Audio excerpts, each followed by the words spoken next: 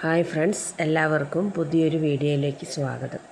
ഇന്ന് ഞങ്ങളുടെ sit ഔട്ടും car പോർച്ചും ഒക്കെ ഒന്ന് കഴുകി വൃത്തിയാക്കാൻ പോവുകയാണ്.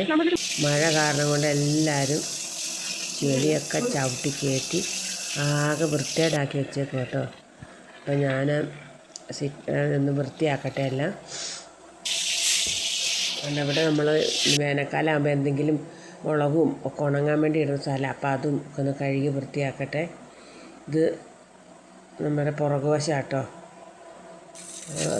അരകല്ലിരിക്കുന്ന സ്ഥലം.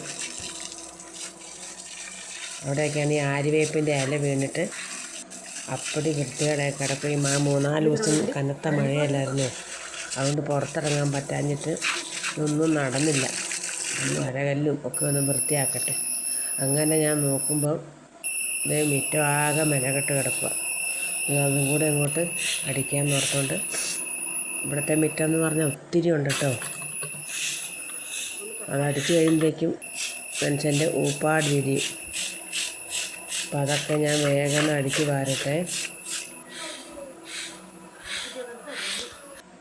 ഇങ്ങനെ പുല്ലും ഉണ്ട് കുറേ, അതും പറിക്കുന്നുണ്ട്. ഇങ്ങനെ മുറ്റം അടിക്കുമ്പം പുല്ലെല്ലാം പറിച്ച് കുറേ പുല്ലൊക്കെ തീർന്നു.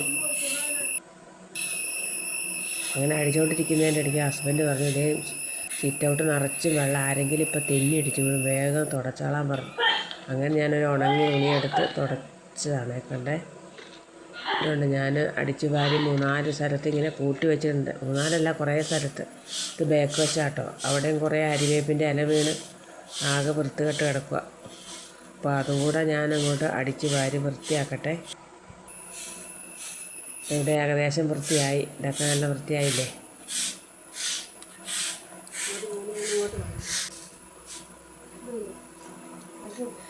ഈ അരിയപ്പൻ്റെ ഇലയാണ് ഈ മുഴുവൻ പൊഴിയുക.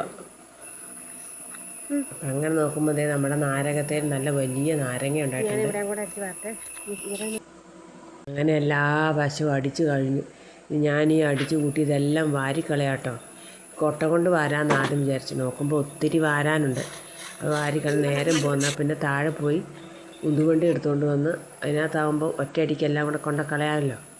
അങ്ങനെ എല്ലാ വശത്തും കൂട്ടി വെച്ചത് ഞാൻ മുറ്റത്തിൻ്റെ സൈഡിൽ കൊണ്ട് കളഞ്ഞു.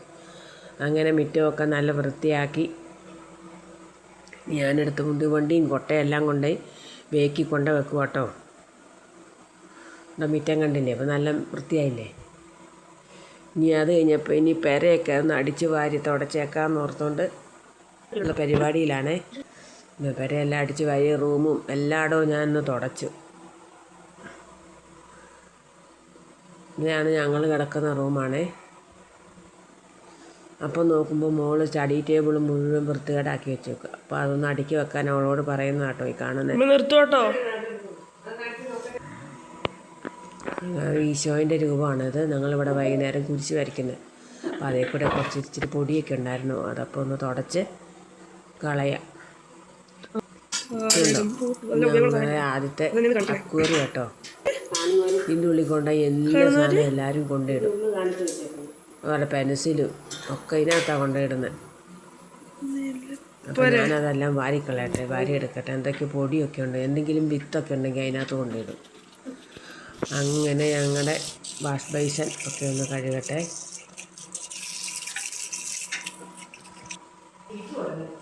ഞാൻ എല്ലായിടും ഒന്ന് തുടയ്ക്കാൻ പോവാട്ടോ. എല്ലാ റൂമും മുറ്റവും അടിച്ചു. ഇനി പെരയും കൂടെ തുടച്ചാൽ നല്ലൊരു വൃത്തിയായില്ലേ.